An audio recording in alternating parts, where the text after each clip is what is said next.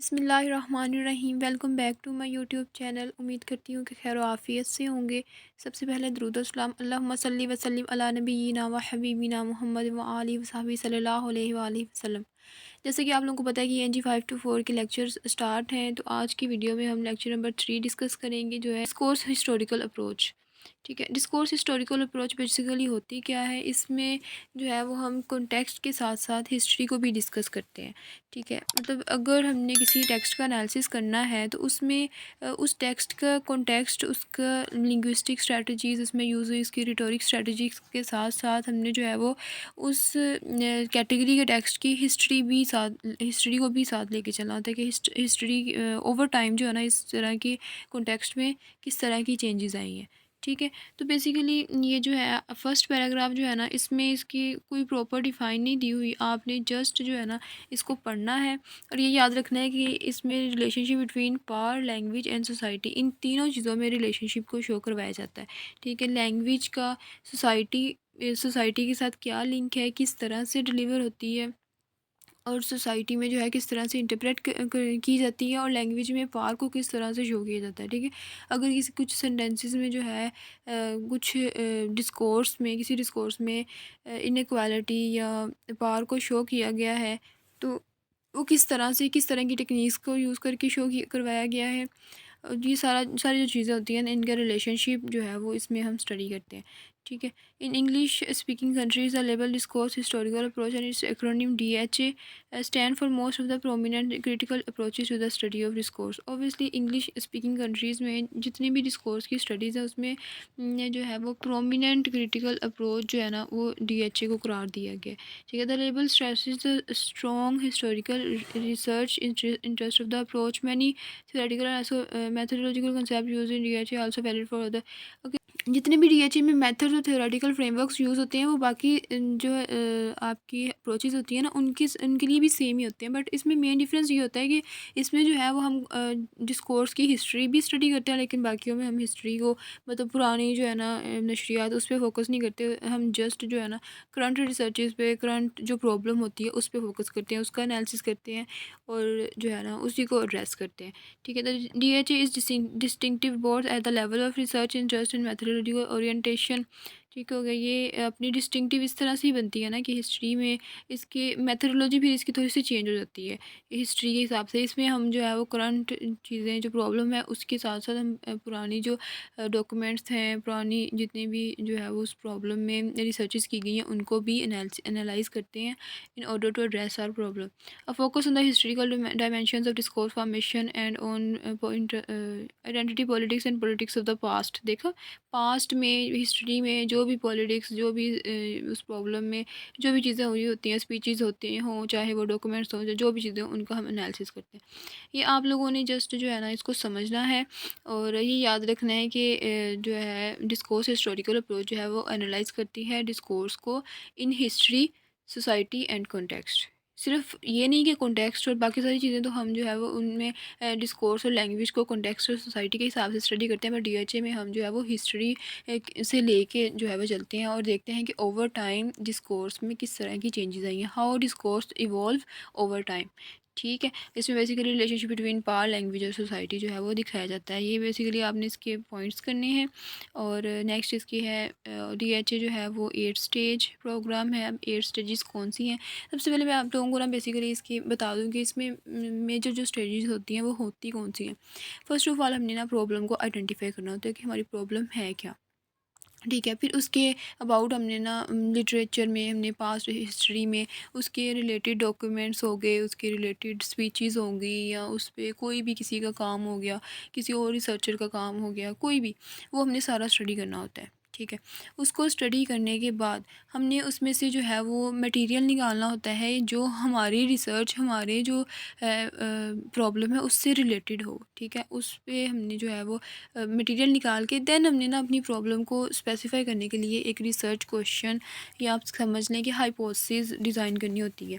ठीक है, तो उसमें मतलब अपनी प्रॉब्लम को ही स्पेसिफाई करना होता है कि अगर ये इस तरह से है तो ये इस तरह से क्यों है और ये कैसे है, मतलब इस तरह से हाइपोथेसिस आपने देनी होती है। बाद में उसी हाइपोथेसिस को आपने एविडेंस के साथ जो है वो साबित करना होता है, और वो एविडेंसेस जो हैं वो पुरानी जितनी भी आपकी वो जो आपने पढ़ी थी वहाँ से भी आप डाटा ले सकते हैं ऑनलाइन, कि कहीं भी रिसोर्सेज जो है उनको यूज़ करके आप उसमें उसके एविडेंस में जो है वो अपनी सारे जो है ना वो ये समझ लें कि अपने पर्सपेक्टिव बयान कर सकते हैं। ठीक है, अब बैकग्राउंड स्टडी के साथ साथ आपने उसका फिर कॉन्टेक्स्ट में भी एनालाइज करना, तो इस तरह की प्रॉब्लम आजकल ये जो चीज़ें हैं ये किस तरह से प्रिवेल हैं, मतलब आपने हाल हाल के साथ साथ पास्ट और ये समझ लें कि प्रेजेंट का भी जिक्र करना होता है। ठीक है, कि ये इस तरह से अब प्रिवेल है, पास्ट में ये इस तरह से वो करता है। तो ये सारी जो स्टडी है ये सारी जो है वो जो है वो डिस्कोर्स हिस्टोरिकल अप्रोच में आ जाती है। उसके बाद फिर जो उससे जो है वो नताइज आते हैं उनको फिर हमने पब्लिश करना होता है, और फिर वो फाइंडिंग्स को अप्लाई करना होता है। ये कंप्लीट प्रोसेस जो है वो डीएचए के स्टेजेस हैं। अब ये पढ़ लेते हैं हम कि इसके 8 स्टेजेस कौन कौन सी हैं। मैंने जस्ट आपको ओवरव्यू दिया ताकि आपके माइंड में आपका एक माइंड मैप बन जाए। Literature review, activation of theoretical knowledge, अब समझ आ गई। सबसे पहले हमने जो है ना रिकलेक्शन करनी होती है, रीडिंग करनी होती है और डिस्कशन करनी होती है पुरानी रिसर्च, प्रीवियस रिसर्च की।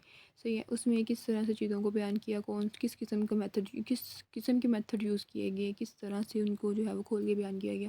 क्योंकि हम जो है किसी भी स्टडी को हम अगर ये सोचें ना कि ये टॉपिक है इसको हमने एनालाइज करना है और अपनी ही लिखते जाएँ, तो हम किसी टॉपिक पे अपना एनालिसिस जो है वो इतना हमारा वैलिड नहीं होता जब तक हम जो है वो पुराने रिसर्चेस, पुरानी जो डॉक्यूमेंट्स हैं उनको ना लेके चलें। ठीक है, उनके ख़्यालात जैसे मैंने पहले बताया था ना, सोशल कॉग्निशन हर एक की डिफरेंट होती है।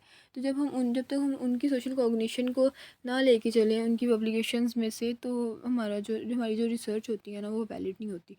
Systematic collection of data and context information, इसके बाद हमने जो है उनमें से जो है वो डाटा कलेक्ट करना होता है based on our research question. जो हमने रिसर्च क्वेश्चन बनाया, जो हमारा डिस्कोर्स है, जो हमारा जेनरे है, अगर हम किसी जो है वो ड्रामे का एनालिसिस कर रहे हैं या फिल्म वगैरह का या किसी का भी अगर कोई टेक्स्ट है, तो अपनी टेक्स्ट और जेनरे और डिस्कोर्स के हिसाब से हमने उसमें से डाटा कलेक्ट करना होता है। Selection and preparation of data for specific analysis, ठीक हो गया। अब आपने वो वाला डाटा निकालना होता है जो हमने एनालाइज करना है। ठीक है, आपने उन रिसर्चेज़ में से भी ले सकते हैं डाटा उसके बाद, लेकिन आपने उनका एनालिसिस नहीं लेना, सिर्फ आपने रिसर्च के लिए डाटा लेना है जिस पे आप फर्दर रिसर्च कर सकें। ये नहीं कि उधर से कॉपी पेस्ट करना है। फिर आपने जो है वो प्रेपरेशन लेनी है स्पेसिफिक एनालिसिस के लिए। उसके बाद specification of research question and formulation of assumptions, ठीक हो गया। जब आपने डाटा वगैरह निकाल लिया, फिर आपने उस डाटा के हिसाब से और जो अपनी प्रॉब्लम है दोनों को देखना है, और एक नया रिसर्च क्वेश्चन और नया मतलब आपके जो रिसर्च क्वेश्चन होते हैं ना वो आपके इवॉल्व मतलब ये समझ लें कि वो इवॉल्व होते रहते हैं, उसमें चेंजेस आती रहती हैं जब तक आपकी रिसर्च ख़त्म नहीं होती। ठीक है, रिसर्च क्वेश्चन हो गया आपका, लिटरेचर रिव्यू हो गया आपकी, मतलब ये इन चीज़ों में ना आप ये समझ लें इनको एक दफ़ा आप लिखते हैं फिर उनमें चेंजेस आती रहती हैं। जैसे जैसे आप जो है वो एनालिसिस करते हैं ना उसमें मज़ीद चीज़ें भी ऐड होती हैं, कुछ चीज़ें स्किप भी होती हैं, तो आपके रिसर्च क्वेश्चन भी उसी तरह से इवॉल्व होते हैं। तो ये देखें, on the basis of literature review and skimming of the data. अब आपने लिटरेचर रिव्यू जब किया, जब आपने दूसरों को डाटा स्किम किया तो आपको कुछ चेंजेस नज़र आई, फिर आपने अपने रिसर्च क्वेश्चन को उसी तरह से मोल्ड किया। ठीक है, क्वालिटेटिव पायलट एनालिसिस। अब इसके बाद जो है ना हमारा जितना भी डाटा आ गया, अब हमने उसकी वैलिडिटी और रिलायबिलिटी को बढ़ाना होता है। अब अपने डाटा को वैलिड बनाने के लिए जो है वो हम ये देख लेते हैं कि मज़ीद थेरीज़ जो है वो निकाल लेते हैं इंटरनेट से, या वैसे किसी की थेरीज़ या एविडेंस, मतलब ये समझ लें कि आपने जो डाटा लिखा है उनके सबूत देना होता है। ठीक है, उनकी साइटेशंस निकालनी होती हैं ताकि अपने डाटा को जितना आप वैलिड बना सकें उतना वैलिड बनाएं। सही है, तो नेक्स्ट स्टेप है डिटेल्ड केस स्टडीज़। अब केस स्टडीज वो होती है ना, डिटेल्ड केस स्टडी में क्वालिटेटिव के साथ हम क्वांटिटेटिव डाटा भी देते हैं। क्वांटिटेटिव डाटा किस तरह से देते हैं, हम लिंग्विस्टिक एनालिसिस करते हैं या फ्रीक्वेंसी एनालिसिस, तो फिर हम बताते हैं कि ये चीज़ जो है ना इस तरह के डिस्कोर्स में ये चीज़ इतने परसेंट यूज़ हुई है, मतलब उसकी परसेंटेज क्वांटिटेटिव डाटा यही होता है कि उसकी जो है वो उसको नंबर्स में भी बताते हैं कि हिस्ट्री विद टाइम जो है इसमें इतने परसेंट चेंज आया, और टाइम के साथ साथ ये चीज़ें इस तरह से चेंज हुई हैं। ठीक है, तो ये होता है detail case study. Formulation of critic, वही बात आ गई। इसके बाद जो है वो आपने जो भी रिज़ल्ट्स आते हैं आपके, उनको एविडेंस के साथ उनको मज़ीद थेरीज़ अप्लाई करके, मज़ीद थेरीज़ जो है वो उसके अंदर ऐड करके उनको स्पेसिफ़ाई करना होता है, ताकि पढ़ने वाले को ये चीज़ें जो है वो वैलिड लगें और आपकी ही लगें। ये ना लगें कि ये तो पिछली रिसर्च इसने सारी उठा के लिख दी है। एप्लीकेशन ऑफ डिटेल रिज़ल्ट्स, और जो भी अब रिज़ल्ट्स आते हैं उनको अप्लाई करना होता है फॉर स्पेसिफिक पर्पस। जो भी आपने जिस जिस प्रॉब्लम का एनालिसिस किया है, टेक्स्ट टेक्स्ट का एनालिसिस किया है, अब इन्हीं जो भी आपके रिज़ल्ट्स आए हैं इन्हीं को अप्लाई करना होता है। इन्हीं को जो है फिर अप्लाई करने के बाद साथ रिकमेंडेशन भी हम एंड पे देते हैं, ताकि पढ़ने वाला जो है वो रिकमेंडेशन से उस प्रॉब्लम का एनालिसिस में जो है उस प्रॉब्लम की रेजिस्टेंस में, प्रॉब्लम की रोकथाम में उसको मदद हो सके। ठीक है। नेक्स्ट है डिस्कोर्स हिस्टोरिकल अप्रोच की, टॉपिक 13 है। इसमें ना बेसिकली आपकी ना एक ये समझ लें कि DHA जो है वो कहाँ कहाँ यूज़ हुई, कहाँ से ये आई, और इसको किस तरह की चीज़ों के लिए यूज़ किया गया, किस तरह की प्रॉब्लम्स को आइडेंटिफाई करने के लिए यूज़ किया गया। ये प्रैक्टिकल थोड़ा सा दिया हुआ है इसमें। आपने कुछ भी याद नहीं करना, बस ये 4 पॉइंट्स याद करने हैं। A short history segmented into 4 stages. अब देखिए हिस्ट्री को ना 4 स्टेजेस में सेगमेंट किया गया है। May help to illustrate the multiplicity of relevant subjects and interest. ठीक हो गया। Why needs critical discourse analysis anti-literalism? The study for which DHA was developed constructed the construction of anti। ये आपने कुछ भी इसमें याद नहीं करना।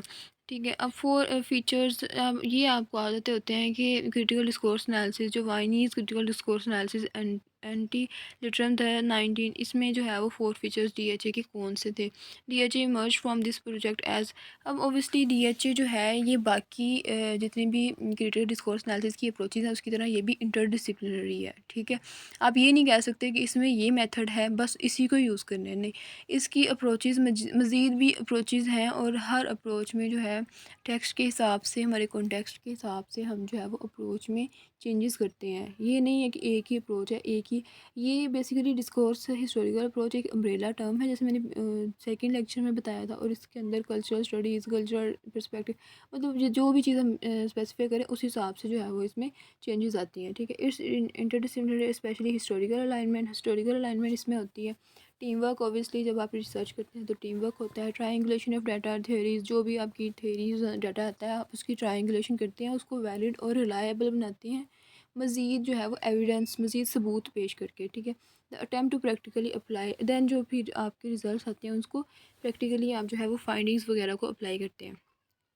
यहाँ से the second half of the 1980s additional DHA research was published. मज़ीद जो रिसर्च थी इसमें वो 1980s के सेकेंड हाफ, मतलब ये समझ लेंगे इस सदी के सेकेंड हाफ में जो है वो पब्लिश हुई थी। ठीक है। The DHA becomes institutional in Vienna in 19 discourse acknowledges one of the main approaches to. ठीक है। ये आपने यहाँ से कुछ भी तो ख़ास नहीं करना, सिर्फ एक दफ़ा पढ़ लेना है। ठीक है। अब मैं इसकी ट्रांसलेशन करने बैठूँ तो इतनी लंबी है, और इसको इसमें कुछ समझने वाला भी नहीं है, इतना कोई कंसेप्ट वगैरह नहीं है।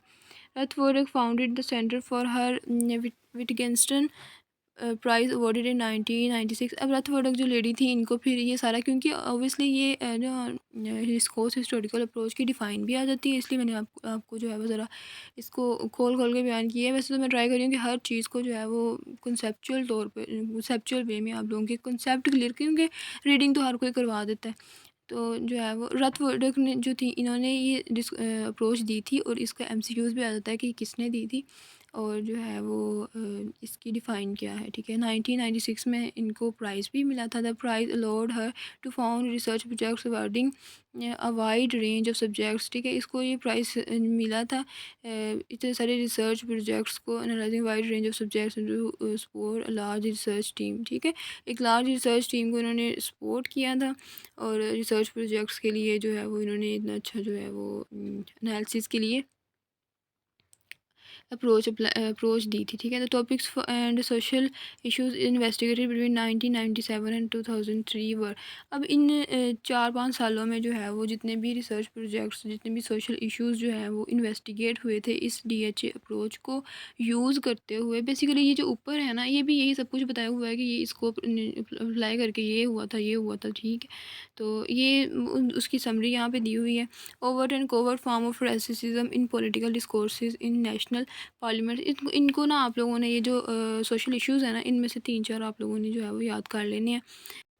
अब वोडक और वैंडिजिक ने जो है वो इस पे स्टडी की थी overt and covert form of racism in political discourse in national parliaments of 6 European unions. 6 जो यूरोपियन यूनियंस थी उनकी में स्पेशली असाइलम और माइग्रेशन के जो है ना टॉपिक्स पे डिबेट्स जो थी उसके अबाउट ओवर कोवर्ट रेसिज्म पे पॉलिटिकल डिस्कोर्सेज का एनालिसिस किया था। ठीक है, तो ये बेसिकली आपने ना इनको जस्ट ऐसे ही पढ़ना है क्योंकि ये वही चीज़ें हैं कि ये चीज़ इसने की थी, इन्होंने ये चीज़ की थी, इन्होंने internal communication and organisation of European Union. अब internal communication of European Union and discourses और अनएम्प्लॉयमेंट जो थी इन यूरोपियन यूनियंस, वो इन तीनों ने इस पर एनालिसिस किया था। फिर discursive construction of European identity, German, British और फ्रेंच स्पीचेस ऑफ पॉलिटिशियंस। अब पॉलिटिशियंस की जर्मन, ब्रिटिश और फ्रेंच स्पीचेस पे जो है वो वोडेक और विस ने एनालिसिस किया था 2005 में, जिसमें उसने डिस्कोर्स कंस्ट्रक्शन इनकी यूरोपियन आइडेंटिटीज़ जो हैं यूरोपियन के पॉलिटिशियंस हैं उनकी डिस्कोर्स कंस्ट्रक्शन जो है किस तरह की है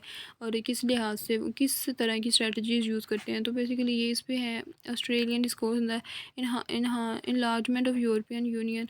तो ये इसमें जो है वो इन दोनों ने की थी। इसमें से ना आपने 2 से 3 जो है ना वो पहले कर लेने हैं, बाकी ये इतना कोई इम्पोर्टेंट नहीं है बट ये आ सकते हैं। ठीक है, the first analyse the print mediated discourse the construction of European union. 2005 में जो है वो फर्स्ट प्रिंट मीडिएटेड डिस्कोर्स जो है वो यूरोपियन यूनियन में दिया गया था। The second discourse of integration, discrimination, migration. दूसरा जो फर्स्ट वाला जो था ना, अब ये देखें, 2 research projects mark the transition from third to first जो इसमें फेज़ थी उसमें जो है वो print media discourse on the construction of European Union, ये फर्स्ट में ये हुआ था। और सेकंड में जो है वो डिस्कोर्स ऑफ इंटीग्रेशन, डिस्क्रिमिनेशन और माइग्रेशन। जितने भी डिस्क्रिमिनेशन मतलब जो फ़र्क हमारी जेंडर बेस हो गया या रेस पे के लिहाज से या कलर के लिहाज से डिस्क्रिमिनेशन होती है माइग्रेशन के, तो इन डिस्कोर्सेज पे जो था वो सेकंड फेज़ का फोकस था।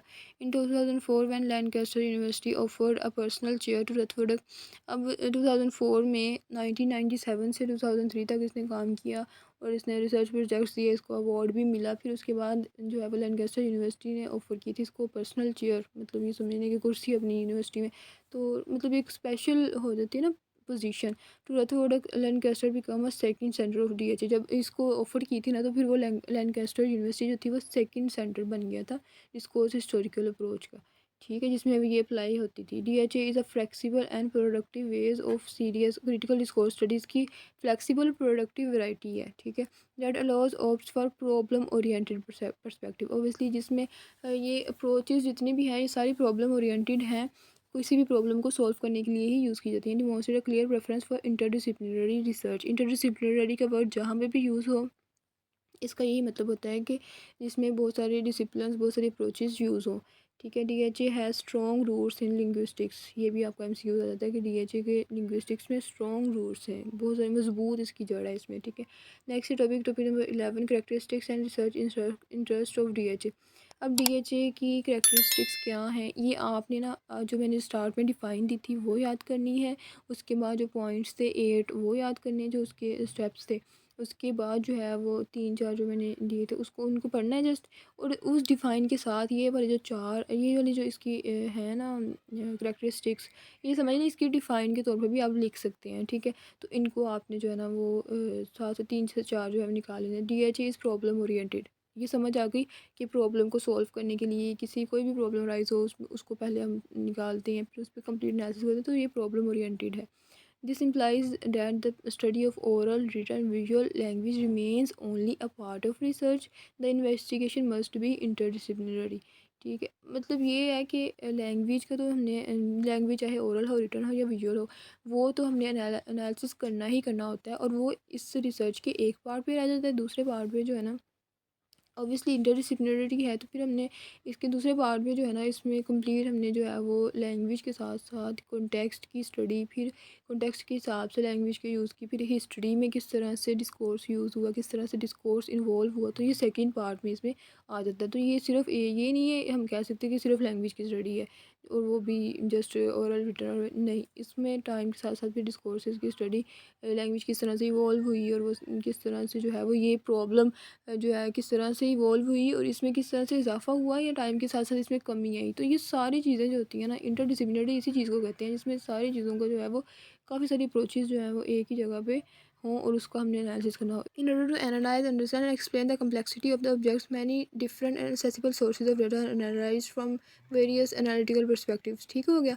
ये वही बात है कि हमने किसी भी प्रॉब्लम को एनालाइज अंडरस्टैंड और एक्सप्लेन करने के लिए हमें जो है वो मतलब प्रॉब्लम तो वही होती है जिसमें बहुत सारी पेचीदगियाँ हों और वो सारा कुछ उसको एनालाइज और इंटरप्रेट मुकम्मल उसकी इंटरप्रिटेशन के लिए हमें बहुत सारी सोर्सेज का सहारा लेना पड़ता है और डिफरेंट लोगों की रिसर्चेस को लेना पड़ता है। उनके अपना अपना जो है वो ख्याल होता है, उनके पर्सपेक्टिव होते हैं, अपने अपने नज़रियात होते हैं, उनको लेना पड़ता है। उसके बाद जो है ना वो हमने उनको एक्सट्रैक्ट करने के बाद हमने जो है वो उसमें अपनी चीज़ें ऐड करनी होती हैं कॉन्टेक्स्ट के हिसाब से, फिर उसको जो है वो उसका कंप्लीट एनालिसिस करना। तो डिस्कोर्स हिस्टोरिकल अप्रोच जो है ये 3 डायमेंशनल है। इसमें 3 डायमेंशंस कौन कौन सी हैं ये हम पढ़ेंगे इसमें। ये बेसिकली बहुत इंपॉर्टेंट है, आप लोगों ने इनको याद करना है। जैसे सबसे पहले specific contents and topics of specific discourse identify. सबसे पहले हम जो है वो स्पेसिफिक टॉपिक्स और कंटेंट्स को आइडेंटिफाई करते हैं।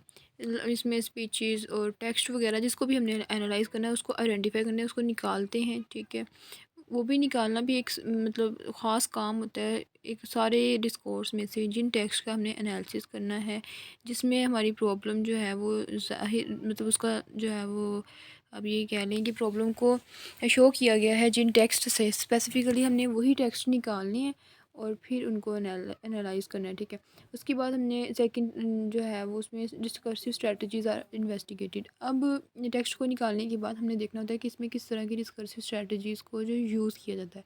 ठीक है, मतलब कि ये किस तरह की टोन और किस तरह की जो है वो स्ट्रेटजीज़, स्पेसिफिक रिटोरिक स्ट्रेटजीज़ हो गई या रेपिटिशन, किस तरह की स्ट्रेटजीज़ को यूज़ किया गया है in order to convey specific message. कोई मैसेज या किसी प्रॉब्लम को, किसी भी चीज़ को जो भी हम एनालाइज करें उसको किस तरह से, किस टोन में, किन स्ट्रेटजीज से ज़ाहिर किया गया। थर्ड नंबर पे जो है वो हमने लिंग्विस्टिक एनालिसिस करना होता है, complete contextual as well as linguistic analysis. इसमें हमने देखना होता है कि किस तरह की कॉन्टेक्चुअल कोर्स इसमें एम्बेड है, ग्रामर किस तरह की है, वोकेबलरी क्या है और इसके साथ साथ जो है वो बाकी जितनी भी लिंग्विस्टिक चॉइसेस हैं वो उनका कंप्लीट एनालिसिस हमने करना होता है। ठीक है, the DHE does not look at the historical dimensions of discourse but is more extensively concerned with the following areas of discourse studies। अब डिस्कोर्स ये सिर्फ डिस्कोर्स हिस्टोरिकल अप्रोच जो है वो जस्ट ये नहीं है कि डिस्कोर्सेस के साथ इसका कंसर्न होना है। इसकी सारी जो मेन कंसर्न होता है ना वो मंदरजा झैल के साथ है। For example discourse and discrimination. Obviously discourse के थ्रू डिस्क्रिमिनेशन को किस तरह से शो किया जाता है। अक्सर इस तरह की भी ड्रामाज और स्पीचेस और नावल्स और इस तरह की लिखी जाती है जिसमें रेसिज्म होता है कि जो नस्ल परस्ती होती है। ठीक है, एथनिसिज्म, नेशनलिज्म हो गई, जीनोफोबिया, इस्लामोफोबिया, सबसे ज़्यादा सेक्सिज्म, जेंडर बेस्ड जो डिस्क्रिमिनेशन होती है वो सेक्सिज्म में आ जाती है। तो ये सारी चीज़ें जो है ना वो हम डिस्कोर्स हिस्टोरिकल अप्रोच के अंदर आती हैं। ठीक है, जब भी इनका एनालिसिस करना होता है हमने डिस्कोर्स हिस्टोरिकल अप्रोच को ही अप्लाई करना होता है। बाकी ये सारे आपको बताए हुए हैं डिस्कोर्स इन द मीडिया और ऑर्गेनाइजेशनल कम्युनिकेशन, ये सारी वही चीज़ें हैं कि इनमें किन किन में जो है वो डिस्कोर्स हिस्टोरिकल अप्रोच यूज़ होती है। इनमें से आपने कुछ भी नहीं करना। Discourse historical approach consider discourse analysis not just to be the method of language analysis but also the multi dimensional project incorporating theory, methodology, okay.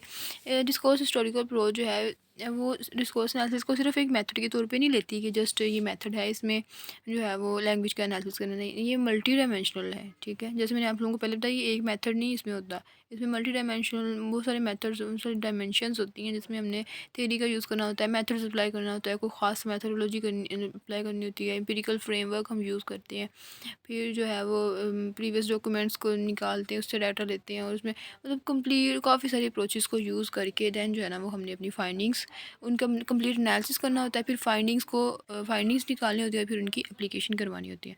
ठीक है, तो ये सारी चीज़ें जो है वो डिस्कोर्स हिस्टोरिकल अप्रोच में आ जाती है। नेक्स्ट है हमारा टॉपिक नंबर 15, डिस्कोर्स स्ट्रेटजीज़ इन DH। ये बहुत इंटरेस्टिंग टॉपिक है कि डिस्कोर्सिव स्ट्रेटजीज़ जो है सॉरी ये किस तरह से DHA में जो है वो किस किस्म की डिस्कोर्सिव स्ट्रेटजीज़ यूज़ होती हैं। सबसे पहले आ जाता है नॉमिनेशन। अब नॉमिनेशन क्या होती है, अब इसके नाम से ही पता चला है नॉमिनेशन मतलब किसी किसी चीज़ का नेम या लोगों का नेम। तो हमने इसमें आइडेंटिफाई करना होता है कि किस तरह से लोगों को नेम, किस how things and peoples are named. लोगों को और चीज़ों को किस तरह से जो है वो नाम दिया जाता है, ठीक है। Discursive construction of social actors, discursive construction of objects, phenomena, events, discursive construction of, ये सारी चीज़ें। How are objects, phenomena and events are named and refer to linguistically in the discourse. For example, अगर आप इसका ये भी कह सकते हैं कि अगर जो है वो किसी ने कोई हिजरत करके गया है, तो हम उसके लिए या तो हम यूज़ करते हैं लफ्ज़ हिजरत, या फिर हम कहते हैं कि वो पनाह लेने गया है। तो हिजरत से जो है वो कॉन्सेप्ट और तरह का हमारे जहन में आता है, लेकिन अगर हम कहें कि वो डर के पनाह लेने गया है, तो उससे हमारा कॉन्सेप्ट जो है वो और हमारे जहन में आता है। मतलब आप किसी बंदे की एक्शन को कोई नाम दे रहे हैं, उसके किसी अमल को नाम दे रहे हैं, तो वो नाम देना ही जो है वो मेन हमारे दिमाग में उसकी ये समझ लें कि मैप बनाना होता है कि वो किस तरह से है। फॉर एग्ज़ाम्पल, अगर आप किसी इंसान जो है वो अगर वो आज़ादी के लिए लड़ रहा है, तो आप या तो उसे बागी कह सकते हैं। लाइक अगर कोई कहे कि वो बागी है, बगावत कर रहा है, तो उससे हमारे ये होता है कि वो जैसे वो गुनाह कर रहा है कोई। और अगर हम कहें उसे टेररिस्ट है वो, मतलब अगर वो हुकूमत के ख़िलाफ़ जाए, तो वो कह देते हैं जी ये तो टेररिस्ट है। तो टेररिस्ट की जो है वो इमेज हमारे जहन में और तरह की आती है। और अगर कोई उसके लिए कोई न्यूज़ वाला या किसी स्पीच में उसके लिए यूज़ कीजिएगा कि ये फ्रीडम फाइटर है, कि मतलब आज़ादी के लिए लड़ रहा है, तो वो उसके लिए हमारा जो है वो और तरह का कंसेप्ट है। तो बेसिकली जो चीज़ों की और लोगों की और उनके एक्शंस के हिसाब से जो इनको नॉमिनेट किया जाता है ना, उसे हम नॉमिनेशन कहते हैं, ठीक है। आप ये वाली लाइंस ना यूज़ करें जो मैंने आपको एक्सप्लेन किया है, उनको ही आप इंग्लिश में जो है वो राइट कर सकती हैं। अब प्रेडिकेशन क्या होती है? प्रेडिकेशन बेसिकली नॉमिनेशन के हिसाब से ही लोगों को जो है वो हम क्वालिटीज़, उनकी क्वालिटीज़ जो एट्रीब्यूट करते हैं, जो उनको देते हैं ख़ास किस्म की क्वालिटीज़, उनके नामों के साथ आप कह दें कि मुंसलिक करते हैं, तो वो सारी जो चीज़ें होती हैं वो प्रेडिकेशन कहलाती हैं। और ये प्रेडिकेशन बेस्ड होती है नॉमिनेशन में। जिस तरह की उनको नॉमिनेशन, जिस उनकी नॉमिनेशन होगी, उसी तरह की फिर उनके नाम के साथ क्वालिटीज़ अटैच की जाती हैं, ठीक है। What characteristic and qualities are attributed to social actors objects. किस तरह की किसी चीज़, सोशल ऑब्जेक्ट, किसी कुछ सोशल ऑब्जेक्ट चीज़ों को या एक्शंस को या इंसानों को जो ख़ास किस्म की क्वालिटीज़ असाइन की जाती हैं, उन्हें हम जो है वो प्रेडिकेशन कहते हैं। जैसे मैंने ऊपर आपको बताया कि फ्रीडम फाइटर अगर हमारे जहन में आता है, तो उसकी फिर क्वालिटीज़ भी, प्रेडिकेशन भी, उसमें क्वालिटीज़ उसकी अच्छी होंगी ना, पॉजिटिवली उसको पॉजिटिव क्वालिटीज़ दी हम जो है वो साइन करेंगे कि ये पॉजिटिव वे में है और ये अपने लिए कोशिश कर रहे हैं। लेकिन अगर हम कह दें कि टेररिस्ट है, तो उसके साथ प्रेडिकेशन भी फिर नेगेटिव अटैच हो जाती है, ठीक है। नेक्स्ट है आर्ग्यूमेंटेशन। अब आर्ग्यूमेंटेशन क्या है? आर्ग्यूमेंटेशन होती है कि अब फॉर एग्ज़ाम्पल अगर हम कहते हैं कि वो फ्रीडम फाइटर है, या वो आप कह दें कि टेररिस्ट है। अगर हम टेररिस्ट कहते हैं, तो हमें परसुएडिंग एड्रेसेस ऑफ वैलिडिटी, अब जो हमने कहा ना उसकी राइटनेस, उसका ट्रुथ जो है ना, उसको क्लेम करने के लिए हमें आर्ग्यूमेंट देने पड़ते हैं, लॉजिकल रीजनिंग देनी पड़ती है। जो भी हम कहते हैं ऑब्वियसली उसके पीछे हमें रीजनिंग देनी पड़ती है, ये ऐसा है और इसकी ये इसके एक्शन है, इस बेस्ड पे इसको हमने टेररिस्ट कहा है, मतलब उसकी कंप्लीट एक आर्गूमेंटेशन देनी पड़ती है। तो ये होती है आर्गूमेंटेशन। पर्सपेक्टिवनेस, अब पर्सपेक्टिवनेस जो है वो ये हम इसमें हम कहते हैं कि हम जो चीज़ें बयान कर रहे हैं वो किसके पॉइंट ऑफ व्यू से बयान कर रहे हैं। वो हम अपने पॉइंट ऑफ व्यू से बयान कर रहे हैं, या ये जो हमने इस बंदे को साइन मतलब क्वालिटीज़ साइन की, नॉमिनेशन की, ये किसी और की मतलब पर्सपेक्टिव से बयान कर रहे हैं, या किसी कोई थर्ड पर्सन है जो यहाँ पे मौजूद नहीं है उसकी पर्सपेक्टिव से बयान कर रहे हैं। तो ये सारी चीज़ें होती है पर्सपेक्टिव विजन, ठीक है। एंड पे आ जाता है मिटिगेशन। अब मिटिगेशन और इंटेंसिफिकेशन क्या होती है? मिटिगेशन और इंटेंसिफिकेशन बहुत अहमियत रखती है इस सारे प्रोसेस में। वो इसलिए कि बेसिकली इसमें ये होता है कि how we tone down our message. इसका मतलब होता है कि हम अपने मैसेज को किस तरह की टोन में, किस तरह के स्ट्रक्चर में ढाल रहे हैं, ठीक है। मतलब किसी के लिए लैंग्वेज यूज़ करते हुए हम उसको स्ट्रक्चर किस तरह का दे रहे हैं। फॉर एग्ज़ाम्पल, अगर किसी स्ट्रॉन्ग लैंग्वेज का यूज़ करना, या आप कह लें एम्फसाइजिंग लैंग्वेज का बार बार किसी एक चीज़ पे ज़ोर देना, तो इस तरह की लैंग्वेज, उससे फिर वो पक्का हो जाता है कि ये बंदा जो है वो टेररिस्ट है। या फिर हम कह सकते हैं हैजेस का यूज़ करना। हैजेस हम यूज़ करते हैं जहाँ पे हम श्योर नहीं होते। For example, I think he is a terrorist. इसमें ना हमारे पास कोई जो है वो इसकी अब कह लें जस्टिफिकेशन है, ना हम इसके लिए कोई आर्गूमेंटेशन कर सकते हैं, ना हम इसके लिए कोई प्रेडिकेशन कर सकते हैं, क्योंकि इसमें हमारे पास जो है वो हम हम श्योर ही नहीं है कि वो है भी या नहीं, ठीक है। अक्सर इसके अलावा सॉफ्टनिंग लैंग्वेज यूज़ करना, मतलब अक्सर हम जो है वो टोन इतनी सॉफ्ट रखते हैं कि आई सजेस्ट, मतलब उसमें ये भी नहीं पता श्योर होता कि हम अपने अपने जो है वो बता रहे होते हैं, उसमें हम इतने ज़्यादा कॉन्फिडेंट नहीं होते, हम जस्ट अपनी राय बता रहे होते हैं, ठीक है, इस तरह की लैंग्वेज में। अब यहाँ पे मैं आप लोगों को एक एग्जांपल के साथ ये चारों जो है ना वो स्ट्रेटजी समझाऊंगी कि जैसे फॉर एग्जांपल अगर आप कह लें, हाँ, अगर यही आप कह लें कि गवर्नमेंट पे ही ले लेते हैं कि गवर्नमेंट जो है वो इरिस्पॉन्सिबल गवर्नमेंट जो है वो आप एक ख़बर आती है कि इरिस्पॉन्सिबल गवर्नमेंट जो है ना वो लोगों को पनाह नहीं दे सकी। तो इसमें अब देखें गवर्नमेंट है, अब इस सेंटेंस की अगर हमने ये चार स्ट्रेटजीज जो है इस पर अप्लाई करना हो तो जो इरिस्पॉन्सिबल गवर्नमेंट का नाम क्या दिया गया उनको, इरिस्पॉन्सिबल। अब इरिस्पॉन्सिबल जो है ना ये नॉमिनेशन है इसकी, इससे हमें साफ पता चल रहा है कि ये जो है ना वो हम श्योर भी हैं और हम इसके लिए स्ट्रॉन्ग लैंग्वेज का यूज़ करेंगे कि वो है ही रिस्पॉन्सिबल, ठीक है। फिर इसके बाद प्रेडिकेशन में हम जो है वो उनके साथ ऑब्वियसली उसका नाम इरिस्पॉन्सिबल गवर्नमेंट अब पड़ गया है तो उसमें प्रेडिकेशन में भी हम उनके साथ नेगेटिव क्वालिटीज़ ही अटैच करेंगे कि वो नहीं दे सकी बना, इतना भी नहीं कर सकी, ये भी नहीं कर सकी, वो भी नहीं कर सकती, ये है। तो उसके बाद आर्गूमेंटेशन में भी हमने ये सारी जो है वो डिटेल से बतानी है कि इतने रिसोर्सेज हैं वो मतलब कंप्लीट उसका, फिर भी ये जो है इतने लोगों को पनाह नहीं दी जा सकी, नेगेटिव क्वालिटीज़ जो है ना वो गवर्नमेंट के साथ अटैच हो जाती हैं, ठीक है।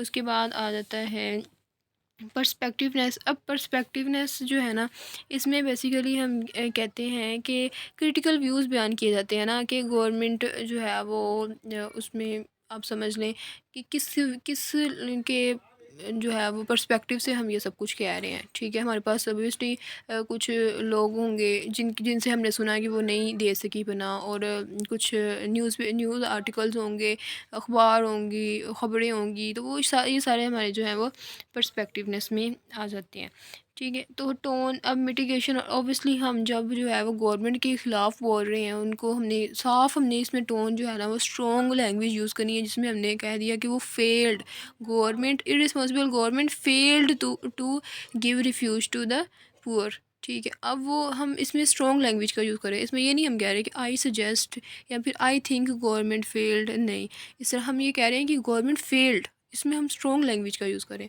तो ये बेसिकली जो होती है ना ये हमारी जो होती है डिस्कर्सिव स्ट्रेटजीज़, इस तरह की स्ट्रेटजीज़ जो है वो डीएचए में डिस्कोर्स हिस्टोरिकल अप्रोच में ये स्ट्रेटजीज़ यूज़ की जाती हैं जिसका हमने डिस्कोर्सेज में यूज़ की जाती हैं, ठीक है।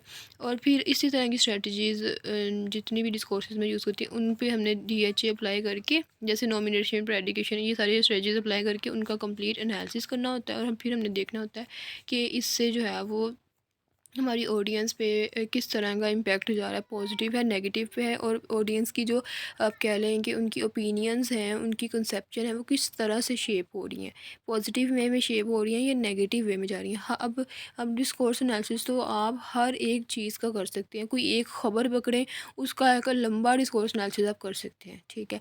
कोई एक अखबार में से किसी एक चीज़ पे न्यूज़, इसके अलावा अब ये गाज़ा मतलब इसराइल और फ़लस्तीन, इन पे आप जो है वो कंप्लीट एनालिसिस कर सकते हैं, इन पे अपने व्यूज़ बयान कर सकते हैं, पिछली जो ख़बरें हैं वो निकाल के आप पिछली न्यूज़पेपर का भी एनालिसिस कर सकते हैं।